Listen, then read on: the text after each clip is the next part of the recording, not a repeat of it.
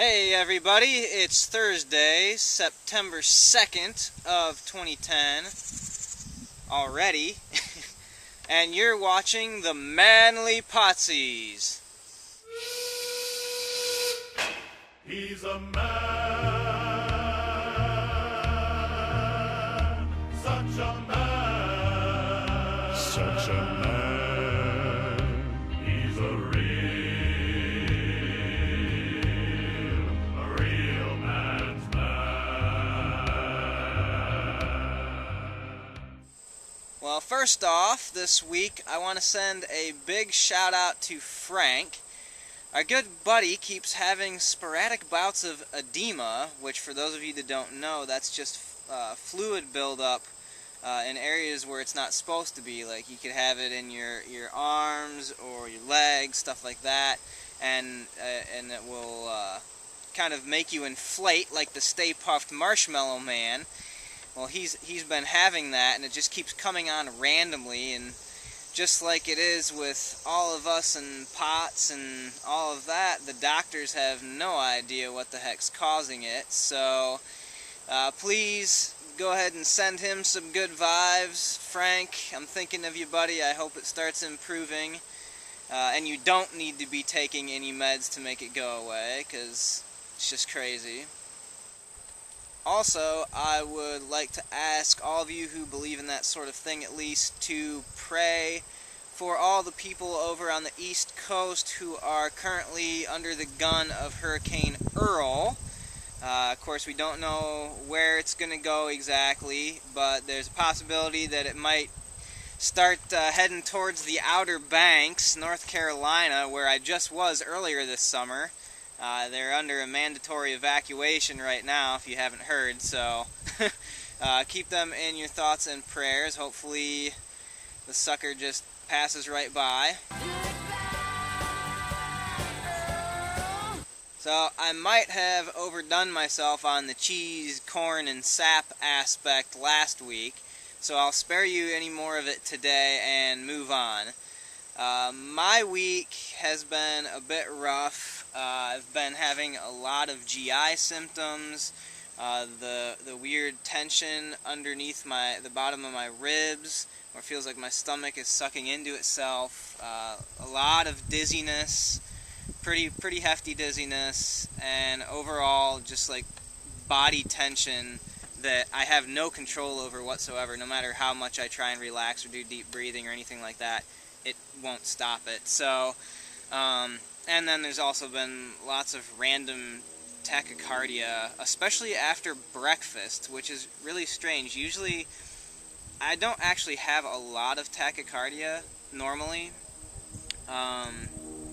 but the last week, maybe 2 weeks, pretty much just this last week, after breakfast, it will just throw me for a loop for an hour or two. Just crazy. I don't know what's going on. So obviously that's not been any fun at all, but I have been trying to push myself despite it, within reason, of course.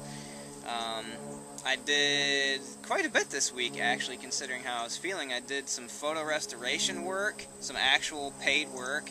I did a lot of handyman type of things around here, and also for a few of my friends. I somehow managed to drive to my grandparents' house over in Sandusky, which is 60 miles away, and I hung out with them for most of the day on Sunday, and, or was it Saturday? Maybe it was Saturday. I don't remember. Either way, I drove 60 miles on my own, and then drove all the way back here on my own, so that is the furthest currently that I've managed to drive solo since 2008, so still moving my way up. It's good stuff. It was definitely pretty difficult to do, especially on the way there. I was already feeling bad, like I mentioned, with all the dizziness, GI symptoms, tension and stuff like that, and whenever that's lit up, it makes driving a lot more difficult, because driving normally is a bit difficult for me. So And I think that part of it, the driving part of it, is just purely anxiety. I mean, as long as I keep moving my legs and stuff like that, I don't have big problems from anything else. It's just, I think it's just purely anxiety. And I never used to have that problem before all of this crazy health stuff started. So, but anyway, overall, a pretty darn good week. I mean, obviously the symptoms were annoying, but I did accomplish quite a bit, and I made a few bucks doing all of that work. So that, of course, feels pretty good. So, in other news, I finally got my very first credit card, which is in my wallet here. Let me show it to you. Block my number there. There it is. Check that out. What's up? $200 credit limit. Yeehaw. Actually, I'm really not that excited about it because I don't really buy anything, actually. So, I mean, there's food and whatnot, but not that big a deal, but I guess it's kind of a handy thing to have. So, interestingly, they actually sent me 2 credit cards. One was a complete duplicate of the other one. They did it by mistake, of course. And I called them on it, and they said, just go ahead and cut up the other one, make sure you destroy it so nobody can use it and steal your info and whatnot. So, you know, being me, I decided that I'd destroy it in a slightly more elaborate way than just plain old cutting it up. So just for you guys, I thought I'd include this little clip that I took of me destroying my card in only the way that I could. So the first step in disposing of the credit card is to cut it up, just like anyone should if they're getting rid of it.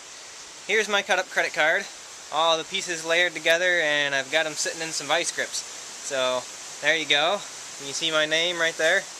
Bam. So step number 2 is to build yourself some welder's goggles analogs, and I've got mine right here. I call them sunglasses.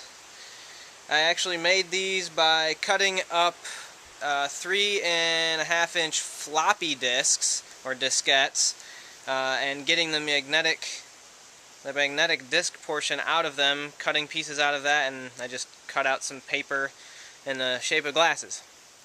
The third step is to coat an old satellite dish with some reflective film. This is aluminized mylar, and I sprayed some spray adhesive on and laid down little strips of it. It's not perfect. You can see there's lots of wrinkles in it, so it's not perfectly efficient, but it will do the job.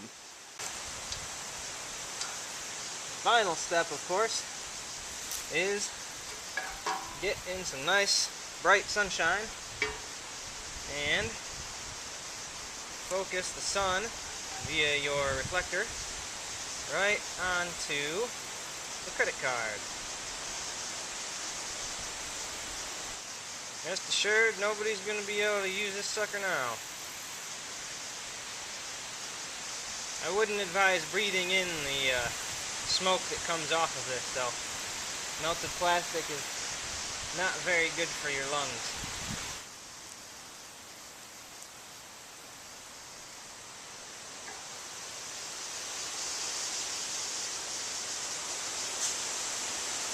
If you decide to continue melting the credit cards, you can actually turn them pretty much to char, melt them all together, and have something like that. Don't breathe that in.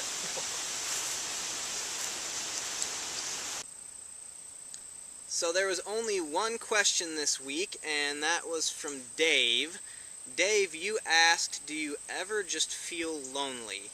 I'm not entirely sure what you're digging at with that question, but I guess I'll just take it in a very general sense, and I'll try and leave as much of the cheese, corn, and sap out of it as I can, since I already promised I wouldn't do anymore. But yeah, I certainly feel lonely a lot. You know, it's a very difficult thing to deal with a chronic illness, because as much as anyone can say that they understand, you know, no one unless they're experiencing it, can completely comprehend what you feel like and what a toll it takes on you. And then, of course, me personally, in addition to the POTS, you all know I'm a little bit different anyway, so, those two things combined make it a little bit socially awkward for me to socialize under normal circumstances. A lot of people go out to bars, a lot of people go clubbing and things like that. That's kind of the normal social venue. Not only would I not do well symptom-wise in those situations, but I also don't have any interest in that sort of lifestyle. I never did, even when I wasn't sick. I never really drank that much. I never really partied that much or anything like that. It just wasn't something that I was interested in. So, the whole point of me saying that is that, yeah, given who I am and given the circumstances that I've been dealt here, I definitely get lonely. It happens a lot. But, there's really no substitute for hanging out with people and actually socializing. But, there's a lot of things that can help with it. Help fill in some of the gaps at least a little bit. I mean, you've got the internet now, Facebook, YouTube, just like doing all these. So I'm talking to the camera right now. That's my version of socializing. But, you've got the internet and chat and things like that do help. So it's not horrible all the time, but, I mean, I have my days like everyone does, I think, where you feel down and you want to have people around who get you. So, but yeah, that's basically it. Also, Andrew, it was great to see your video last week, dude. I'm real sorry to hear about the slipped disc in your neck and also the spinal tap pain. I can't remember if I even mentioned this before or not, but I've had a huge fear of needles for a long time, and the idea of them sticking a needle in my back close to my spine, like, I think I would probably rather fall out of an airplane that was hit by lightning than get a needle stuck in my back. That is freaky as all get out. I mean, if they knock me out, that'd be one thing, but I'd still be pretty nervous about it. So, but yeah, I really hope that the pain is under better control now. They've given you something that helps for it.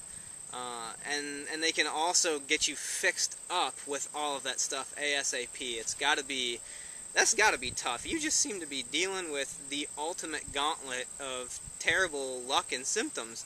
So I really hope it starts improving for you, man. I'll be praying for you. So my question for this week is, once again, on the random side. Have any of you been told by the dentist, or by anyone else that would happen to know these things, that you're grinding your teeth? And the reason I bring this up is because the last 2 times that I've gone to the dentist, they said that there was some wear on my teeth, and that it looked like I was grinding them. So now that I've hit on dentistry and probably bored you all to death, that's a good sign that it's time for me to end this video. So I hope all of you have a great weekend. Take care, God bless, and I'll see you next week.